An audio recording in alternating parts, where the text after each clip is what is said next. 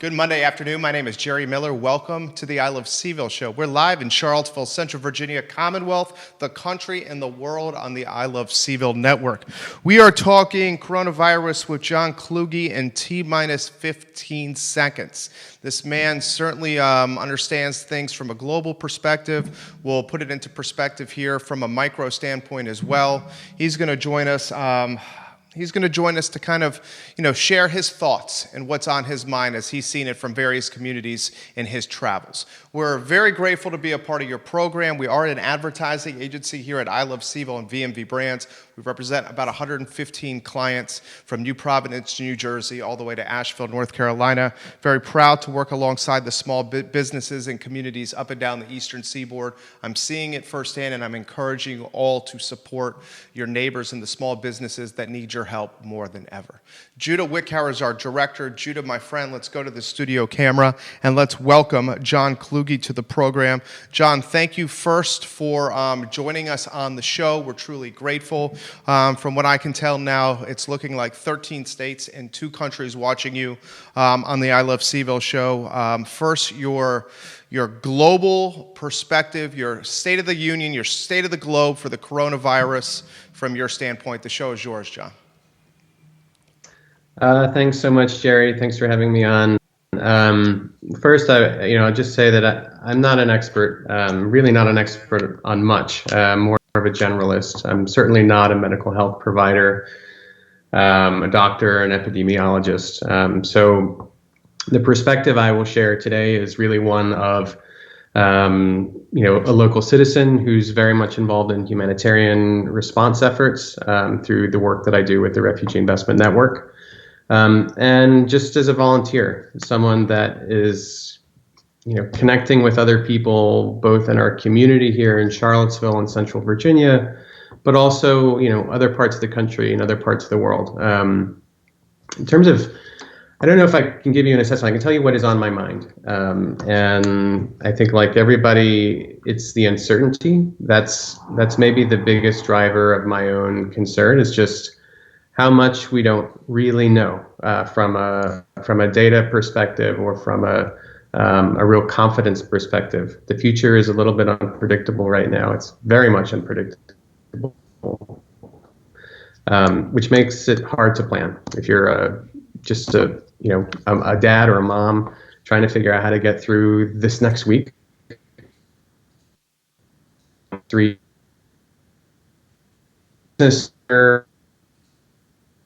government or state or at the municipal level. I think the biggest thing that each of us can do every day is just to practice empathy with each other and kindness. We are all going through a difficult time, some disproportionately more than others, and this is tough. We're in a tough place as a global community. And my heart goes out to the first responders that are dealing with this every day. Those working even here at a city level at government, trying to figure out how to navigate this. We don't have there's no game plan.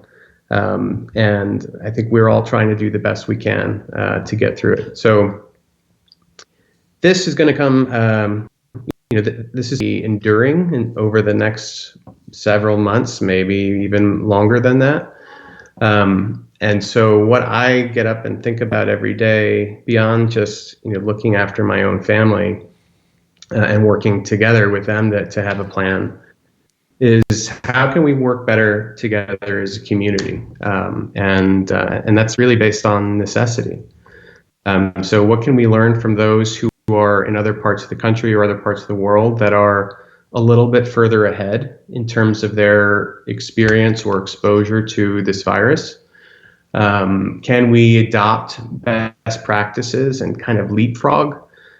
For all of the stuff that we see every day in the news and the headlines, or just from our own communities of people that are being affected by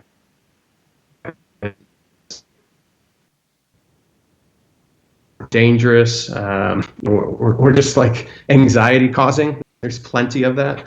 There are some really amazing stories of hope and resiliency and generosity And so I'm trying to spend more of my time focused on those stories and connecting with those people that can be models and examples for me, than I am, worrying about what is today's, count of cases, or how many people are in the ICU because of this. And there is a lot of positive stuff happening. There's so much happening just here in Charlottesville.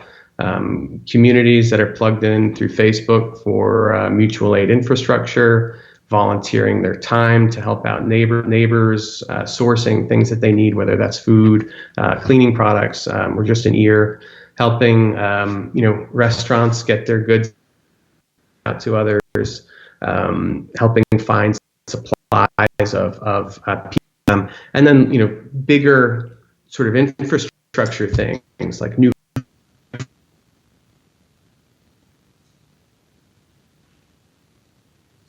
I'm getting a freeze on John. I'm getting a freeze. Poor connection. We'll see if we can get John back online. I'll do that on my end. I got you, John. Do you have me? Okay, let me throw this to you here. Okay. Right. I am seeing. Okay, no problem. I am seeing it on your end. We're good now. All right, a couple more minutes here with John Kluge. Bashir says hello from the downtown mall. Beth Dunlop Marcus watching, and Ivy, the entrepreneur, Patty Zeller watching the program. Folks in Charlotte, Austin, Nashville, and overseas watching right now. John Kluge, our guest, he's kind enough to join us today on the Dominion Custom Homes Hotline. We're live on the I Love CVille Network. John, I'm going to throw this to you here. As a father, I have a 2-year-old. You have one roughly the same age. As a father, a daughter you have. As a father, give me the range of emotions here. Then I have a few more questions. Then I want to highlight the project that you're actively involved in now. Just give me that firsthand as a dad look, man. It changes minute by minute. This is one of those times where I think we are all processing emotions and feelings simultaneously. Right, where on the one hand you can be very present and feel like in that particular moment things are kind of normal, and she's 2, so for her this is we have a little bit of structure to our days, but she's the biggest change for her is she's going out a lot less. We typically have a nanny. Amazing person, but Keisha, and we're staying home here, so she's her, and she's seeing less little people, right? So her friends she's not interacting with, and her nanny, but otherwise she's playing, she's learning, she's reading with us. We try and get outside as much as we can, within, of course, the confines of our farm. We're very blessed to be on a farm. And I think about my mom, who's in a studio apartment in New York City right now. So it's tough to kind of hold these things together. And you want to obviously keep them safe. That's priority number one. But at the same time, you want to be, carry on, keep calm and carry on, and be strong for them, and make sure that their lives are interrupted as less as possible under the circumstances. Amen. I'm going to throw a kind of a global question from you. How have you seen with your connections, your travels, your friend group, firsthand yourself, how have you seen that mindset change? Because I'm seeing it here, and I'm just going to go really micro and get out of your way. Really micro, it kind of went like this. Oh, this is nothing we have to worry about. Oh, this is something maybe we should worry about. Oh, this is something we should worry about. To finally all right, let's self-quarantine, let's not go out. And it was like slow moving here locally, and even I kind of fall victim to this. Because as Americans, especially in a community like Charlottesville, for so many people in Charlottesville, it is like, it's almost like a perfect world. So because of this like ideal scenario, we feel like we have this like this feeling of like not cockiness, but you know what I'm saying, where it's over almost this sense of invincibility. And that slow reaction, because of that sense of invincibility, makes communities even more vulnerable than they should be. I'm going to give props to Charlottesville, the community I love and I know you love as well. We acted fairly quickly, not as quickly as we should, and not as quickly as you were saying on the front lines. I remember on social media we were talking about this. We should respond about this now, and you were very right about that. So I'm going to get out of your way. Communities, as you've seen it around the world, that was like, this is no big deal, to finally, John, oh shit, what are we doing about this? Well, I mean, that's the thing. It's, I feel like we're having globally this discussion about this trade-off between saving lives and saving our economies, which I think is very much a false choice. Things go hand in hand, but in my opinion, lives come first, and then we figure out about how to deal with the financial system. But it also is a good time to reevaluate whether this is the financial system that is what we want down the road. But going back to your question about the global communities, I think I spent a lot of time working in Mexico and with Mexican communities, the government there, displaced communities, locals. That's a good example. It was only this morning that the Mexican president, President Lopez, actually issued a stay-at-home order. For the last several weeks, he has been advising people to continue hugging, explicitly hugging. And I think that's an example of the disconnect. Think about the time that it took our own federal government to respond to this and actually start talking to people in a relatively honest way. I say relatively because we seem to take one step forward and two steps back too many times. And there's a cost to our health, there's a cost to our communities, and there's a cost to our economies. The thing that we need to see from our leaders, whether they're in government, whether they're local or global, or they're or nonprofits, or just our churches,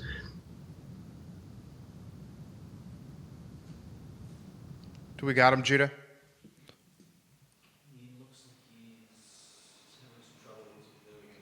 about what we're thinking and doing.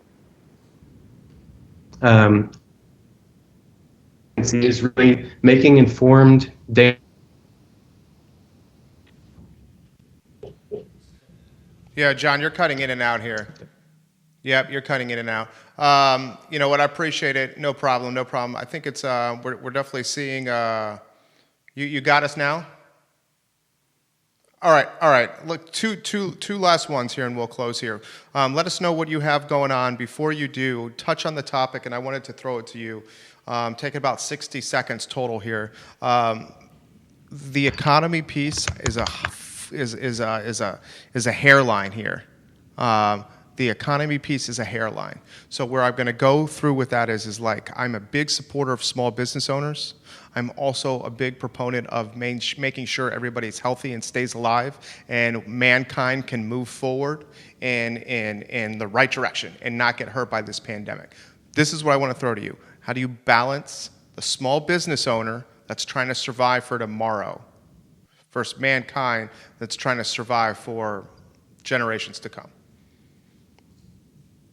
Well, I think if we don't survive, I mean, look, this is kind of an impossible question and an impossible choice, but it's one that we have to make. But the reality is that we are going to get hurt by this. We are already getting hurt by this. The sooner that we come to terms with that, the easier it is going to be for us to make a real, a better informed decision. The more that we pretend that we can somehow get through this thing without being hurt, whether it's our health as individuals or our communities or our economies, is the moment that we're going to fail. We have to acknowledge that this is going to be a struggle, and then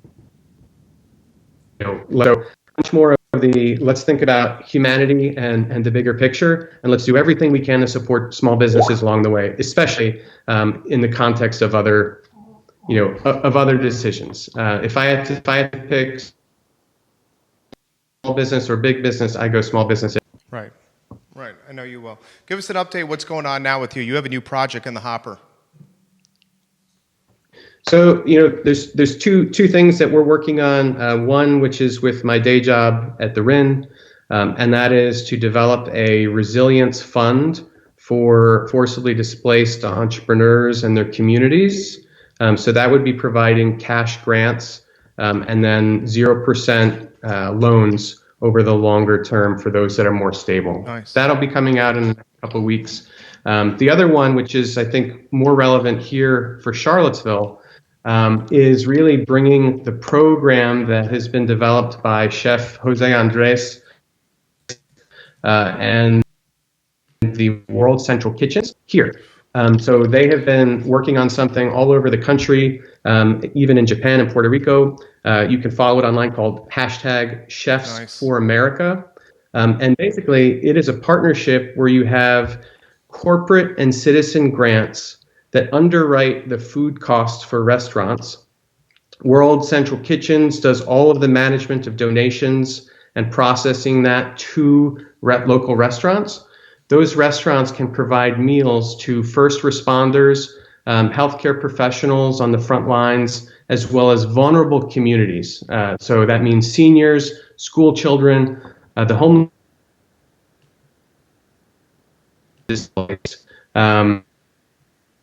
to deliver food for those in need, but also to have a much more stable income so that they can actually get their shift workers back to work in a safe environment. This is where we are actually trying to address both the critical healthcare, let's say, healthy needs, but also the economic opportunity here to support small business entrepreneurs in the food sector. We should have a website up in the next 2 days, which will be on World Central Kitchens, and I will share that with I Love Cville when it's up. And we're talking to the first restaurant to be the pilot for that program. The hope is that we'll launch this week. We'll get food set up for UVA Medical, UVA Health Services, for Jeff, and then the smaller shops. And then we'll expand to other vulnerable communities, and we'll get this thing moving by Monday. Very cool. John, thank you. Send us that information, and we'll put it in this package and then get it across our network. I'm grateful for your time. Stay safe. You're getting props from a lot of people. Dr. Rebecca Downey says this: we are all going to be affected by this. He is exactly right. We need to regroup and rebuild together. Paula Tomko says that's great news. You're getting props from a lot of folks today in the program. Thank you, John, for joining us on the show. We appreciate it. All right, our pleasure. John Kluge, guys, kind enough to join us here on the Dominion Custom Homes hotline. We have Valerie Easter still to come. Valerie Easter is going to give us some perspective from the real estate standpoint, how things are impacting, in a lot of ways, our most important aspect or our most important item in our portfolio, our home. So we're going to talk about that from a local and a national and Virginia standpoint. So Commonwealth standpoint, federal standpoint, local standpoint. John Kluge said something, and this is something I struggle with, and I'm going to get Valerie, Judah's our director. Valerie, I'm going to get her on the program in about 5 minutes, Judah, so if you're ready for that. This is something I struggle with. And I want you to share your perspective and put your perspective on the feed here, and I'll read it, or I could even Skype you into the program if your perspective's really good and if you want to have this conversation. I struggle with this as a small business owner. I struggle with the tomorrow, with what's happening with my clients, my friends, my neighbors, my people, my community, from a small business standpoint. What's going to happen to them tomorrow, next week, next month, 6 months from now. Rest of 2019. We're at rest of 2020. That's what, a lot of folks that I know are thinking and conversating about. I also worry about the same people from their kids and their futures and surviving and staying alive and being able to move forward. I also worry about that as well. So there's this dichotomy that I'm struggling with right now with I know the quality of life for our community in so many ways, and the fact that this is one of the best places to live in America in so many ways is tied to us having this amazing economy and this very prosperous community that has this huge, robust base of employership.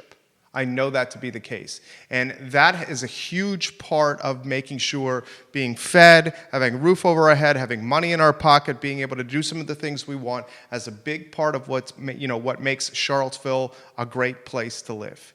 And for that is keeping the small business community alive. But it cannot be at the expense of what's best for us as men and women in surviving as like a group of people.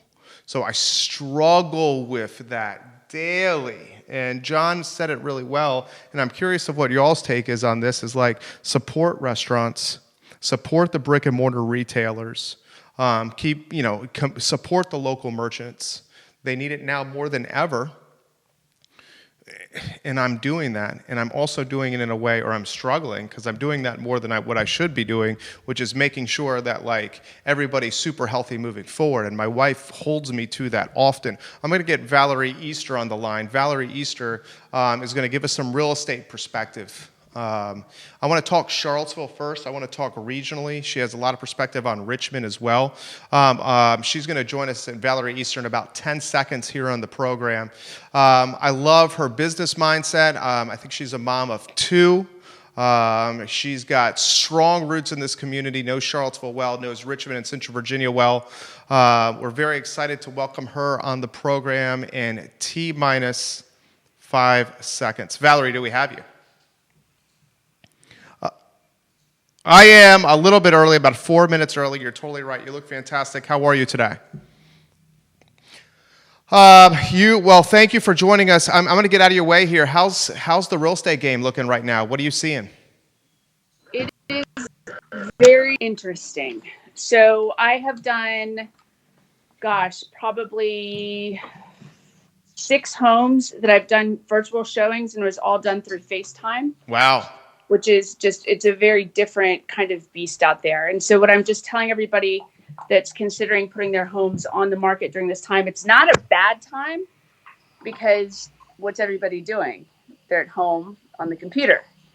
And so they're looking, and homes have been going off the market. But if you do put your home on the market, I tell everybody, leave the lights on, open the doors, so you're limiting people from touching everything inside the home. So those are kind of my suggestions for it. Are you but okay? They're still moving. This is one of the things that I had for you, and I'm going to send you a chat here.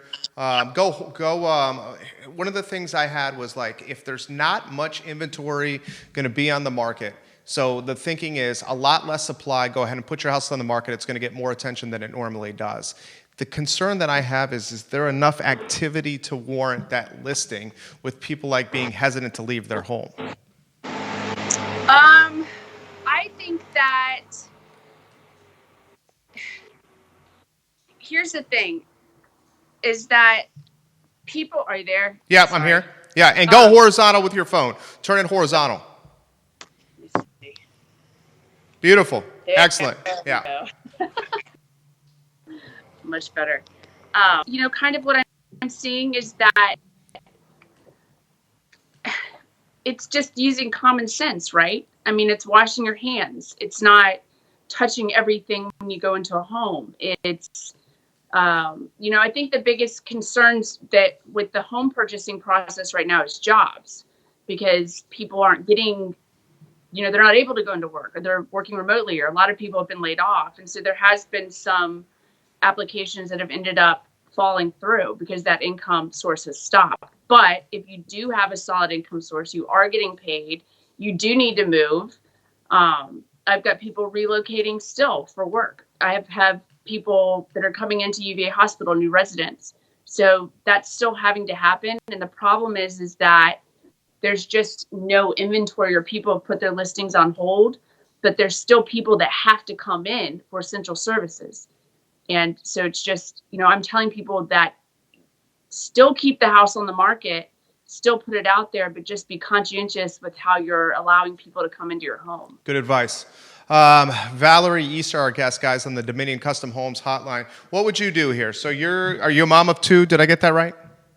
I am. Mom of two, work your tail off. You're always on the grind here. What would you do? You're going into the spring. The spring market has sprung. The spring market started in February here. I mean, it's nuts out there right there. What would you do as a mom of two and you're thinking about doing it? What's the process you take? So mother of two, and so looking to purchase a home, or Yeah, looking to purchase a home right now.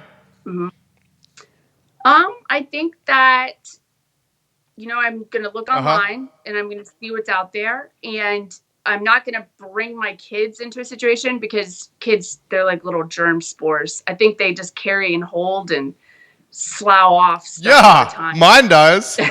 He's sick. Yes. So I definitely, wouldn't take them with me to go look at homes. And what I might do is see if either the homeowner or the agent could do some sort of FaceTime or virtual tour first, just to see the layout of the property. And if I'm really interested at that point, then I would actually go into the home myself and, follow different precautions and protocol that's in place to actually look at the properties and move forward at that point. But here's some things that I have had come up. So I have properties under contract in April, and I'm having to get the well, septic, and sewer, the well, septic, and pest inspections. So I have at-risk homeowners, and they are not wanting like Interstate or any of these service providers to actually come into their home. Challenge. So what we're trying to do on that end to facilitate is they're moving into another home. So they're looking to take early possession of that other home because it's vacant. And then once they're out of their house, then the service provider can come in and do the final inspections. But there's other things that are kind of tripping up these deals that never were issues before. So it's really interesting kind of navigating through, and vacant homes are going to sell faster than occupied homes. Just because you can get those inspectors and everybody through, and they're not at risk of infecting the homeowner. Yeah. All right. So. I one of the things I like about you is you're an extremely positive person. And I caveated that with this question right here. Valerie, are you on March, whatever day this is this March 30th? Today's March 30th. On March 30th, 2020, are you worried two-part question. Are you worried first as a mom of two, and second, are you worried as a realtor?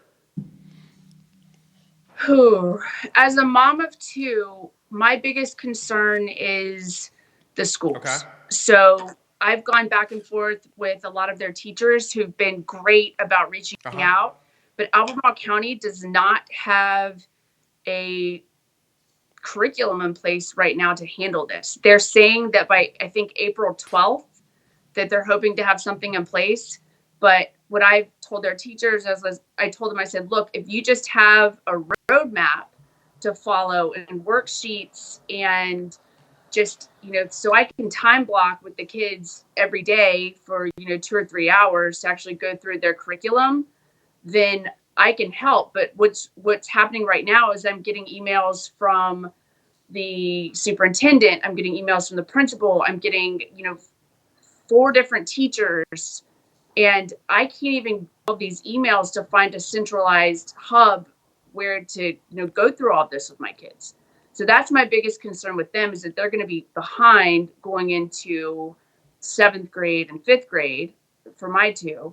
And, I don't want them to, have that lag going in. So that's my only concern. I'm hoping that come April 12th, that there will be something better in place, and that this will all be kind of a moot point.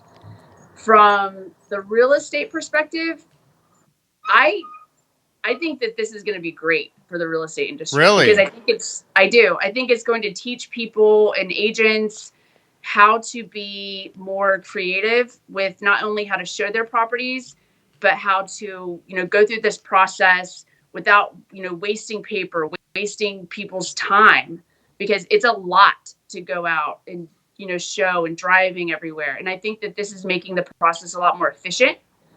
and that we can learn and grow from this as an industry. My company right now is already virtual. So we have virtual offices, we have virtual training. I don't have to go into an actual office. I have an avatar and I can do all of this already. But not a lot of real estate companies aren't set up that way. So I think it's giving them the opportunity to learn from this, but still be able to provide their agents with training and advice and different tips and way to mastermind virtually.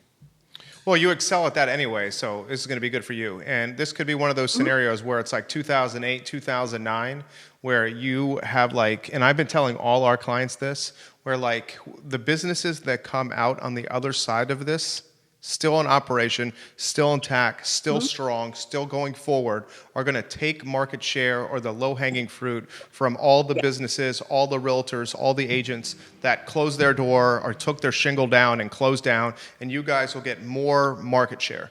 The thing is like getting to that point, because I think we're going to see a tremendous scarcity of inventory.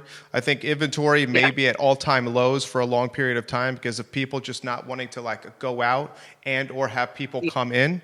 So like that's the only concern I have is like, you know, how can the sector stay healthy when there's no inventory to sell? Well, I think we're going to adjust, though. I think everything's going to adjust. But what I'm seeing, which I've been pulling my hair out, is that with these listings and everything that we're seeing online, there's no floor plans. There's no room dimensions. There's no virtual tours. There's no walkthroughs. There's no, video walkthroughs so you can see the layout. There's no exterior videos of the neighborhoods. You're not seeing any of that stuff. So I have clients that are in Ohio. They can't even make it to Charlottesville. They're like, if we come to Charlottesville, where do we stay and what do we eat? Yep. So they can't even come here. But I'm going back to builders that haven't built this floor plan in, a decade. And I'm trying to get them to get the measurements because nobody's taking measurements and my folks need to see that. And so I think it's going to become something that's essential for every single listing that goes on the market, that we have the floor plans, we have accurate room measurements, so people can actually see and know exactly what they're having to purchase if they can't get into the property prior to buying it. Having those video walkthroughs, because those are the properties that are going to sell. The ones that have, limited information, limited photos, nobody can do anything with those if they can't get out to actually see them. So I just think it's going to completely change how we market real estate. And it's going to take a little bit extra effort. But like you said, the agents that take the extra effort and do those extra steps to provide that information, they will be successful. I think businesses like yours and mine that already put a strong emphasis on social, digital, and mobile are going to boom. It's just a matter of getting to the end of the light and the runway and the end of the tunnel. Questions, comments, guys, relay it in the comment section of any of the 12 Facebook pages. If you want to ask Valerie a question, just put it in the comment section. Valerie Easter, our guest, the CEO of her namesake company. Questions coming in for you, Valerie, that I'll relay to you. Robert Gray asks, what are your thoughts on the current state of the stock market and how it applies? That's a very good question. A lot of people's confidence is tied to their portfolio. Yes.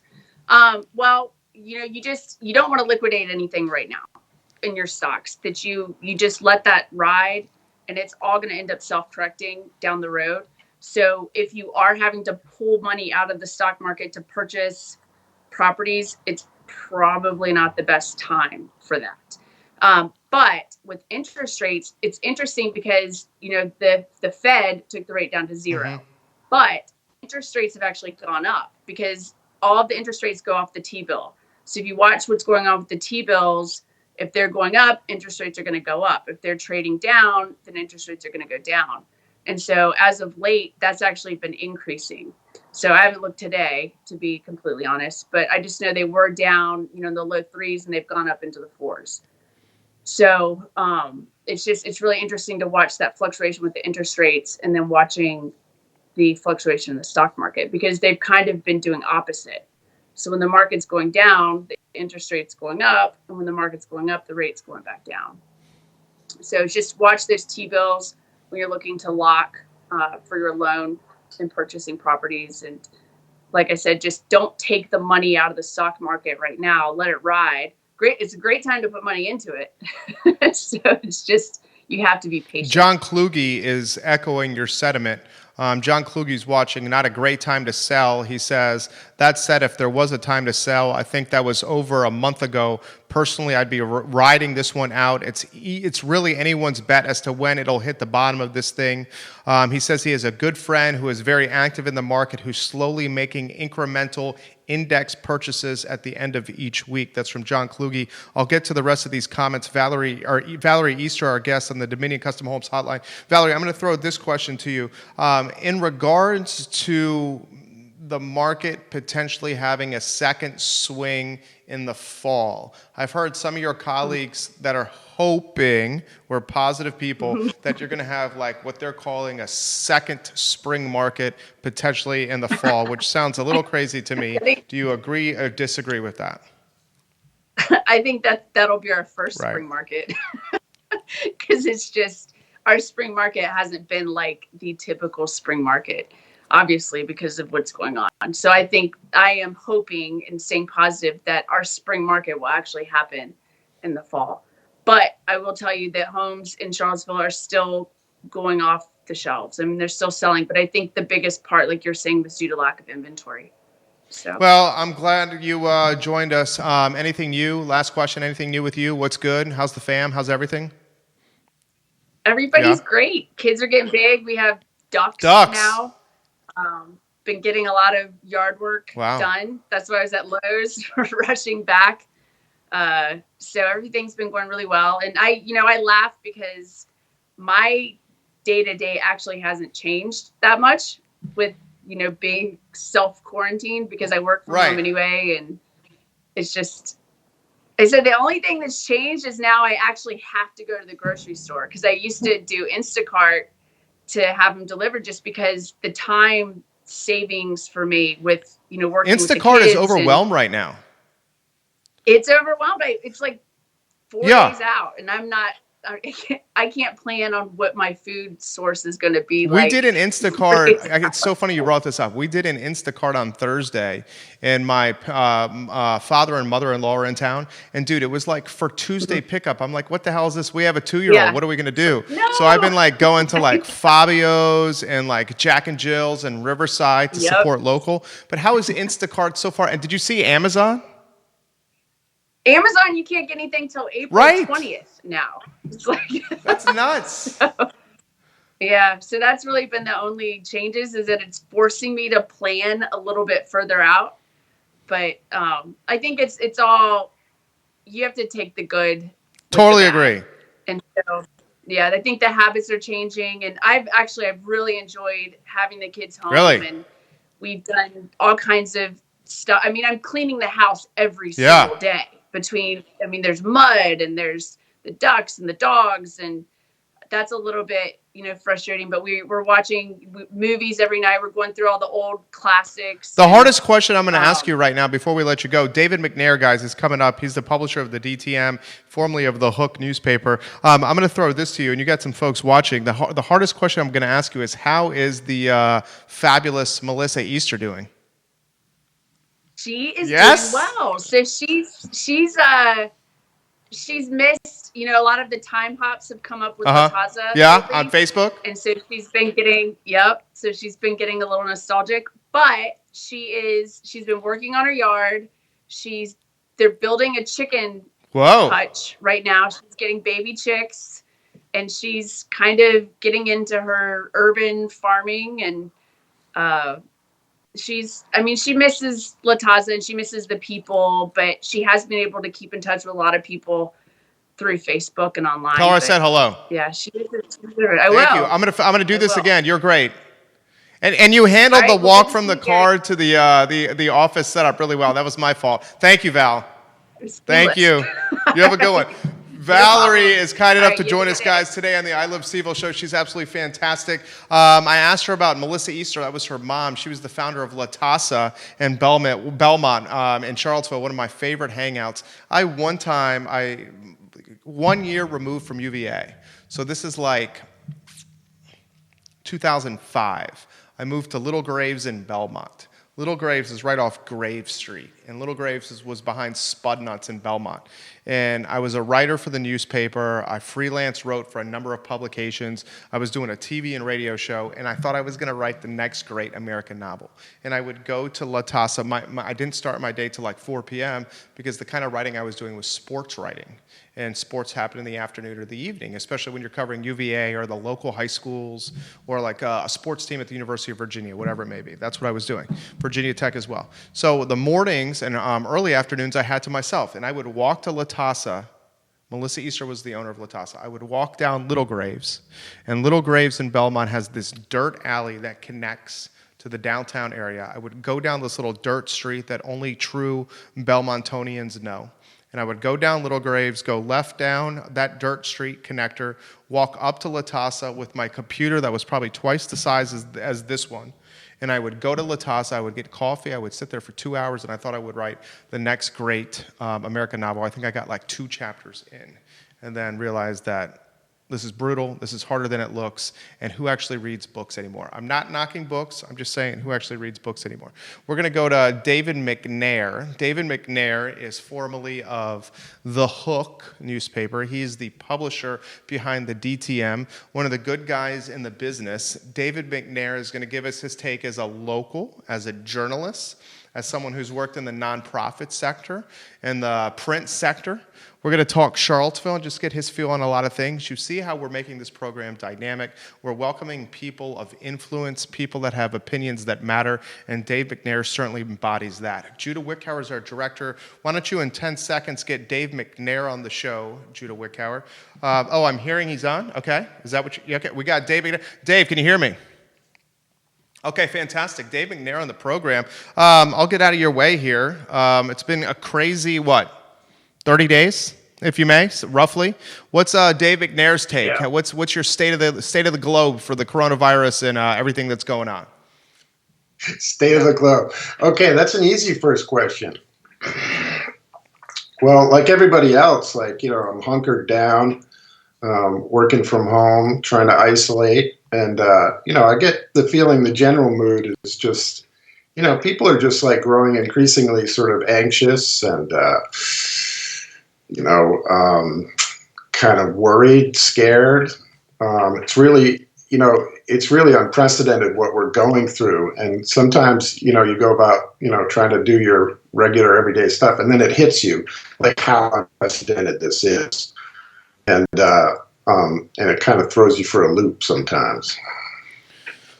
What are you most worried about? Let's go very micro and very local, okay? What are you most worried about from a very hyper local standpoint in Charlottesville, Virginia? I kind of recently I've sort of been thinking, I don't really feel as though, there's someone locally sort of taking charge of the situation, like a political leader taking charge. We get lots of bits and pieces from different people. We get, the mayor sent a letter to the governor, and then the fire chief and the police chief sent the same letter about the same thing. And, and then we have Lloyd Snook giving great information on his Facebook page and directives from the director of communications, but it's sort of scattered, you kind of get the feeling it would be nice to have someone who's sort of a point person or a spokesperson that people can sort of, lean on a little bit. Yeah, I had that conversation with 2 city councilors. I 1,000% agree with you. I think you said that perfectly. What I think it is? I'm going to get out of your way here, and I respect your opinions hugely. You know what I think it is? I think they saw what happened with Mike Signer, with how Mike Signer botched the handling of A12, and how it backfired on him from a PR standpoint. And I think no one wants to be that in the line of first defense, the person who takes the bullet, and seeing what happened to Mike so closely. I'll get out of your way on that topic. Yeah, no, I think you're onto something there. I think the shadow of 8/12 is definitely here, and what we learned from that is that, in a time of crisis, who is in charge? We have a very, we have an unusual, sort of city manager and sort of a mayor, but the mayor is sort of ceremonial position. It's not, it's a ceremonial position. Who's the point person? And we saw that Mayor Signer sort of tried to jump into that role with sort of disastrous results last time. And so it's hard to know who should do that, because the way our government is set up, you don't want to step on anybody's toes, and there's no clear directive like who in a crisis, would sort of take a lead role like that. And maybe it should be a joint role. I think it was good that the mayor and the city manager, were on a government-produced show recently. I saw that. But I would like to see them do a press conference, like with the media. That a lot of small communities around the country are doing that. I saw one in Portland, Maine. The city manager and the mayor did a joint press conference and took questions from the press. And I think that's the best way to sort of reach the most amount of people. David McNair, our guest, guys, formerly of the Hook newspaper here in Charlottesville, the publisher of the DTM, a trusted source in local news here in the community. How long have you been covering news in Charlottesville, David? Since probably like 2004. Okay, so you've been covering news for 16 years in Charlottesville. More or less, have you yeah. seen the restaurant industry and more peril or more, tremendous concern at the point of potential destruction than right now?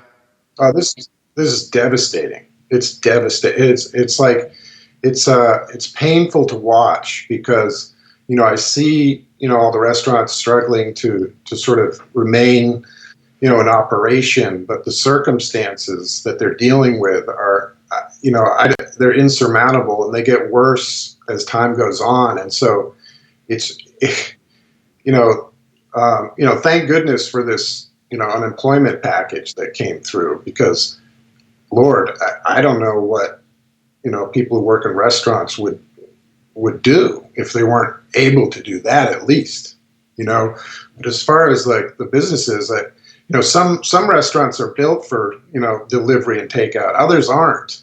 And even doing that, it's like, I've talked to restaurant people who, start to get worried even to go into the restaurants or to deliver food. They get worried. Right now, it's sort of, it's anxious business going to the grocery store now. It's a little weird there. It's like you can get a little worried. I was at the grocery store yesterday, and there were glass partitions up on the, on the aisles in between the, cashiers and the customers, and no paper products. David McNair, our guest, guys. Check him out at the DTM, guys, online. He's the publisher. He's the visionary behind that digital media brand, formerly of the Hook weekly newspaper. Just a fantastic journalist in our community that I read carefully and closely. What do you think the community is going to go from here, David? It's obvious to everybody that the restaurant category globally, certainly locally, is going to be impacted by this, and it's going to be put more of a prioritization on to-go and takeout through either third-party delivery or in-house delivery, certainly with a digital, mobile, internet, social component of like ordering online, picking up your food, getting it to go. I think that's undoubtedly going to happen. I think we're seeing things potentially from a work-from-home standpoint in a lot of sectors becoming a reality. I think we're seeing more of an emphasis on, even in the real estate category. We just had Valerie Easter on, and she talked about how things now are going to become much more seamless, much more internet-based, much more Zoom meeting-based, much more digital file-based, much less need to make print copies and hold huge fucking files for a closing process. You know, it's basically just going to be more efficient here. Charlottesville, Virginia, once we get out of coronavirus, what are you following? What trends? How technology, how people's behavior changes? What are you watching? Well, you summed it up pretty well. I mean, I think there's going to be like some really fundamental changes in the way we do things like after this.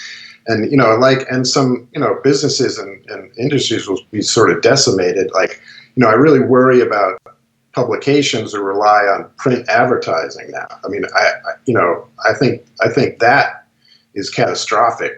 If you haven't moved to a subscription model or some sort of digital model like the New York Times has, like, you know, publications are in serious trouble. And also, it's a chance to do a shout out to, you know, the reporters at the Daily Progress and Charlottesville Tomorrow. They've been doing a fantastic job, and I think, you know, you realize in times like this how important that is. The Daily Progress has really stepped up their game. I will give them some props. I've been really impressed with Allison and with Catherine and with Nolan and everything that they've been doing there. David McNair, our guest on the Dominion Custom Homes Hotline. All right, I'm gonna wind down with a few more questions to you. I'm very curious to see how. Well, why don't we talk about the news here? How do you think news is going to shake out here? You got Lee Enterprises purchasing the Daily Progress. You got the Daily Press and Newport News and Hampton Roads consolidating with the Virginian Pilot, a Hampton Roads, Virginia Beach paper, under one roof at the current Daily Press offices, basically removing the Virginian Pilot. How do you see local news shaking out in Charlottesville, Virginia here? I mean, you got Charlottesville Tomorrow has completely changed their editorial model. Charlottesville Tomorrow now is essentially covering the coronavirus. When Sean Tubbs was there, and let's get hard news. You and I both love hard news. We both love journalism. When Sean Tubbs was there at Charlottesville Tomorrow, they did a much more nitty-gritty, day-to-day hard news. Here's what's going on in development and in local government. And Sean crushed it in that beat. I mean, he was damn good at that beat. Well, the thing is, you can still follow the great stuff that Sean does. He's great on Twitter. That's the thing. He's doing a lot of great work on his own, and that's how things have changed too. There's a lot of, you know, sort of citizen, sort of semi-professional, you know, journalists who have taken, you know, to the internet on their own and had great success. But as far as publications, like I said before, if you haven't like moved to a digital subscription model or something like that, like the New York Times did several years ago, it was a real gamble. They didn't know whether they should do that or not. But now we're seeing, like, if you hadn't done that, and the Daily Progress has done that, you know, but it's to be seen whether local daily newspapers will be able to survive. David McNair, our guest. David, which closing or temporary closing or closing indefinitely of a local business surprised you the most? You mean in terms of, like, I didn't think it would close or something? You know what really caught me off guard was when Mark Mincer posted on Twitter that Mincer's was going to be closed indefinitely. I mean, that's a 3-generation business. And he said, we've been closed, and I'm paraphrasing here, we've been closed 3 times in our history. And Mark was like, the death of my mom and dad, and like one other occasion. And here they're closed indefinitely. That took me aback when Mincer's on the UVA corner closes. Well, here we go back to, I think you're having a moment where you're realizing how unprecedented this is, because, I mean, think about it. Nobody can go, the government is saying, don't go to restaurants. Your entire customer base, or don't go to stores, or only essential stores. Your entire customer base has vanished. I mean, so it shouldn't be a surprise that, you know, businesses that we've had around for a long time are suddenly, you know, in serious trouble. Well, I think you're great in this setting, man. I hope we can connect more again through Skype on the show if you're up for it. I love catching up with news and just seeing what's going, good with your world. Thank you for your time. Sure. Yeah, thanks for having me, Jerry. Really Our appreciate pleasure. it. Dave McNair, guys, check him out, guys. It's the DTM. It's absolutely fantastic. He's got a digital media brand that I follow very closely online, the DTM. It really focuses on kind of like the Charlottesville area, but he's just a great journalist and a great resource for the community. Something I want you to consider as we move forward with the show. And on tomorrow's program, we have Dave Fafara. Dave Fafara is going to join us tomorrow at 12:30. He's the owner of Shenandoah Joe's. We have Ted Norris, the fabulous mixologist and bar manager from Maya Restaurant tomorrow at 12:50. We have Aaron Lunsford, the talented musician and vocalist, at 1:15 tomorrow on the I Love CVille show. This is what I want you to follow closely. How is technology, specifically the internet, these things, iPhones, Droids, smartphones, and social media, how will that impact our community? I'm going to whet your appetite on this topic. We're going to cover it closely on this program, the I Love CVille show. As an entrepreneur and small business owner, as a man who champions small businesses, because I understand when the small business community is strong, the neighborhood, the community, the town, Charlottesville is happy and is doing well. Part of the reason, okay? A good economy is going to drive quality of life. You can't argue with me there. As a business owner, I'm seeing the need to get ahead, really invested into this, really invested into social, digital, mobile, at a local level. And I'm going to start whetting your appetite with that topic over the course of the I Love CVille show, strategies on how to get ahead of it. Because if you're a restaurant, and if you're like a Midtown restaurant or a downtown restaurant in Charlottesville or a UVA Corner restaurant, and you're not seeing right now that this category is going to move forward with a takeout, delivery, fast casual type of concept, kind of like a Chipotle, maybe